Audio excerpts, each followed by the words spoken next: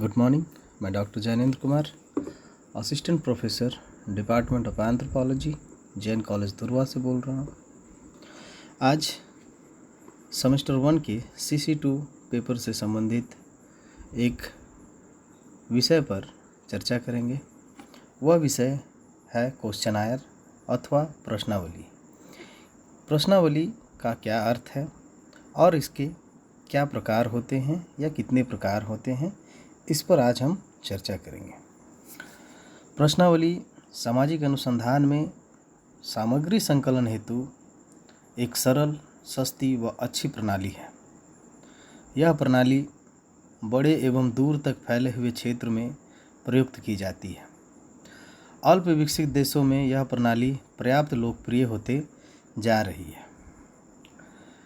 इस क्रम में लुंडबर्ग के अनुसार प्रश्नावली क्या है, उन्होंने परिभाषित करने का प्रयास किया है।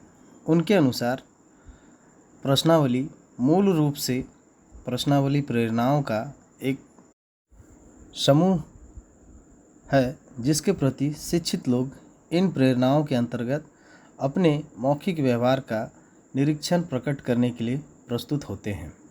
इसी क्रम में डॉक्टर PV यंग के अनुसार सामाजिक वैज्ञानिक प्रश्नावली को प्रमुख माप योग्य सामाजिक घटना के अध्ययन के एक सहायक उपकरण के रूप में प्रयोग करते हैं। JD पोप के अनुसार एक प्रश्नावली को प्रश्नों के एक समूह के रूप में जिनका की सूचनादाता को बिना एक अनुसंधान करता अथवा प्रगणक की व्यक्तिगत सहायता का उत्तर देना होता है, परिभाषित किया जा सकता है। साधारणतया प्रश्नावली को डाक द्वारा भेजा जाता है, लेकिन यह लोगों में भी वितरित की जा सकती है।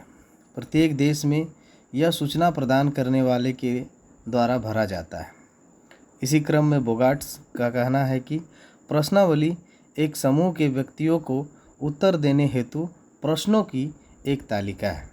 अर्थात उपरोक्त परिभाषाओं से यह स्पष्ट होता है कि प्रश्नावली संबंधित समस्या के बारे में प्रश्नों का वह प्रपत्र अथवा सूची है जिसे विस्तृत एवं बिखरे क्षेत्र में बिना अनुसंधानकर्ता की सहायता से कम समय में सूचनाएं एकत्र करने के लिए उपयोग में लाया जाता है। साधारणतः यह प्रणाली विभिन्न व्यक्तियों से सूचना संकलन हेतु अपनाई जाती है। प्रश्नावली के निम्नलिखित प्रकार हैं। पहला, निर्दिष्ट अथवा संरचनात्मक प्रश्नावली। इस प्रश्नावली में प्रश्न स्पष्ट, निश्चित व पूर्व निर्धारित होते हैं। इसमें सबसे प्रमुख बात यह है कि प्रश्नों का निर्माण पहले ही कर लिया जाता है।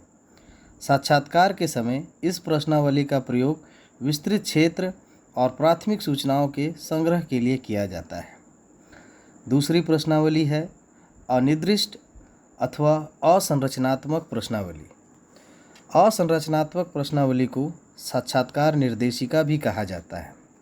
इस प्रश्नावली में प्रश्नों का निर्माण पहले नहीं किया जाता, बल्कि अध्ययन के क्रम में किया जाता है और समय समय पर उनमें परिवर्तन भी किए जा सकते हैं। इस प्रकार की प्रश्नावली का प्रयोग फोकस्ड अथवा केंद्रित, गहन एवं अनिर्दिष्ट साक्षात्कारों में किया जाता है। इसके अलावे तीसरी प्रमुख प्रश्नावली है बंद अथवा प्रतिबंधित प्रश्नावली।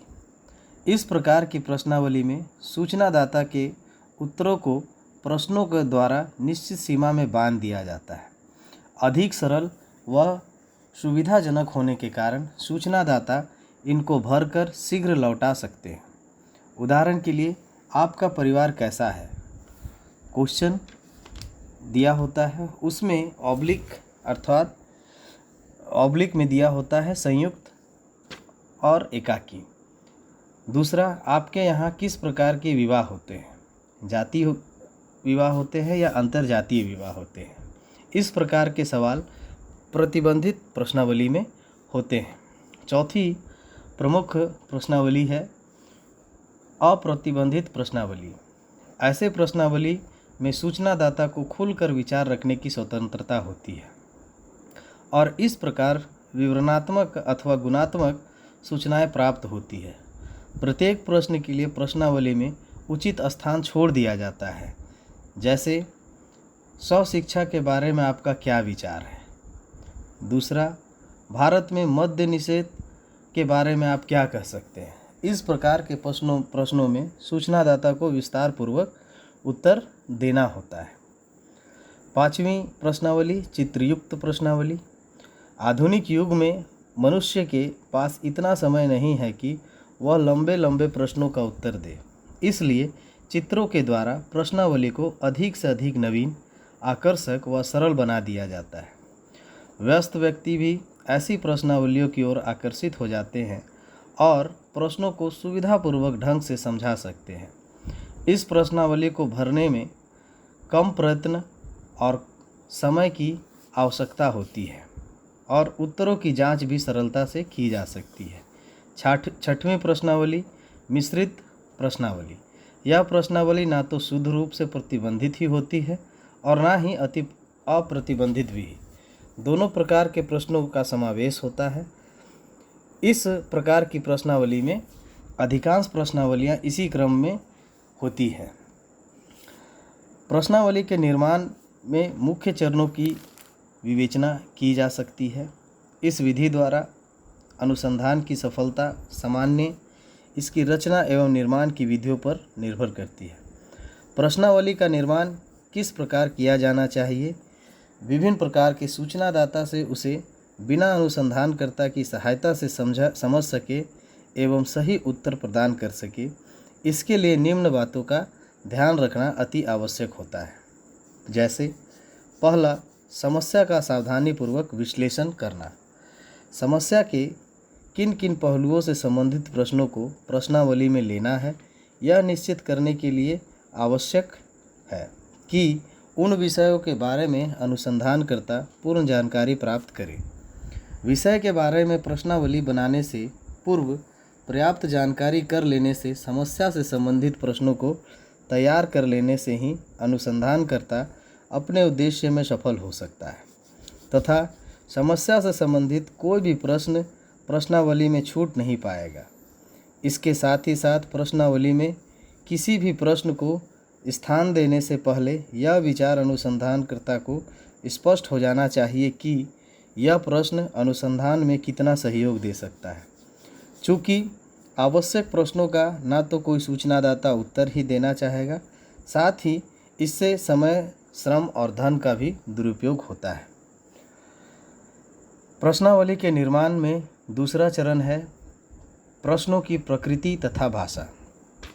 इस संबंध में पीवी यंग की उक्ति उल्लेखनीय है। प्रश्नावली का बिना एक क्षेत्र कार्यकर्ता के सहयोग अथवा निगरानी के दूर से ही उत्तर देना होता है। इसलिए उन कारकों को मस्तिष्क में निरंतर रखना आवश्यक है जो यथार्थ उत्तरों को प्रोत्साहन देने के लिए अधिक उपयुक्त है।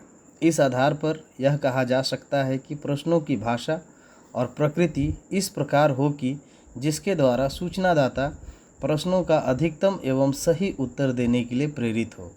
इसके लिए निम्न बातों को ध्यान रखना अति आवश्यक है। जैसे पहला, प्रश्नों की स्पष्टता एवं विशिष्टता। प्रश्नों का सरल होना, इकाइयों की स्पष्ट परिभाषा होना, योग्य प्रश्न होना, प्रश्नों की न्यूनतमता होना या आगणन, ये इन बातों का ध्यान रखने की अति आवश्यक है।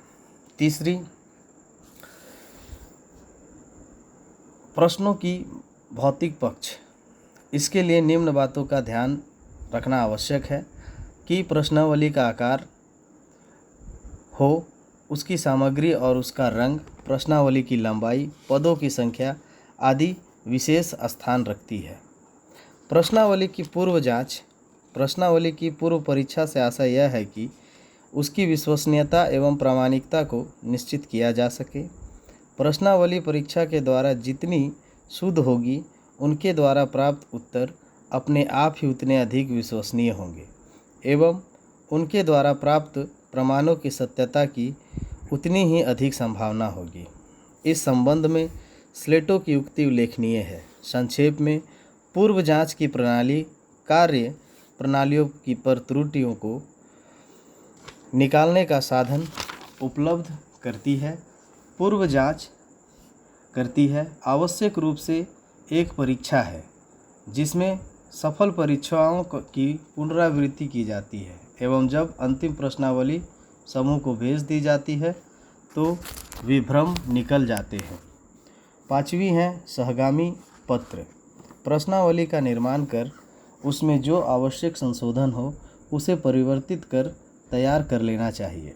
प्रश्नावली को भेजते समय उसके साथ व्यक्तिगत रूप से एक पत्र भी संलग्न कर लेना चाहिए। सूचनादाताओं से अनुसंधान कार्य में उनके सहयोग प्रदान कार्य हेतु प्रार्थना की गई हो। इस पत्र में प्रश्नावली का उद्देश्य भी स्पष्ट रूप से बता देना चाहिए। अपने पत्र में सूचनादाता को यह विश्वास दिलाना चाहिए कि उनके द्वारा प्राप्त सूचनाओं को उनके विरुद्ध उपयोग में नहीं लाया जाएगा। छठवां है प्रश्नावली को भेजना। प्रश्नावली भेजते समय कुछ विशेष बातों का ध्यान रखना चाहिए। समस्त प्रश्नावली को एक साथ भेजना चाहिए ताकि वे भरकर एक साथ वापस लौटा सके। दूसरा, प्रश्नावली को ऐसे समय में भेजना चाहिए कि यह साप्ताहिक छुट्टी के 1-2 दिन की पूर्व सूचनादाता के पास पहुंच जाए।